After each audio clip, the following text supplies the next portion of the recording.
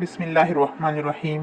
صحیح بخاری کتاب ایمان کا بیان، باب جنازے کے ساتھ جانا ایمان میں داخل ہے، حدیث نمبر 47۔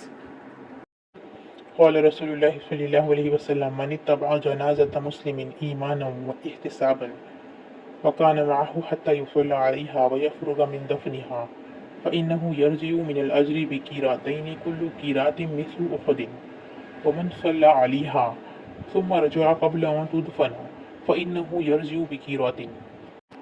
ترجمہ، نبی کریم صلی اللہ علیہ وسلم نے فرمایا، جو کوئی ایمان رکھ کر اور ثواب کی نیت سے کسی مسلمان کے جنازے کے ساتھ جائے اور نماز اور دفن سے فراغت ہونے تک اس کے ساتھ رہے تو وہ 2 قیرات ثواب لے کر لوٹیں گا۔ ہر قیرات اتنا بڑا ہوگا جیسے احد کا پہاڑ، اور جو شخص جنازے پر نماز پڑھ کر دفن سے پہلے لوٹ جائے تو وہ 1 قیرات ثواب لے کر لوٹیں گا۔